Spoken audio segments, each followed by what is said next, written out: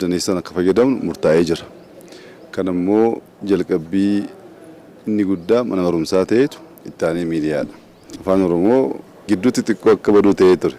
Amma deeffannee jira, deebi'ee dhufee jira. Uummata Itoophiyaa baay'ee fayyada. Afaan Oromoon gargaaramuun uummata Oromoo duwwaa miti. Uummata fayyada maaliif hojjettanii? Afaan Oromoo akkasii yaaddan miti.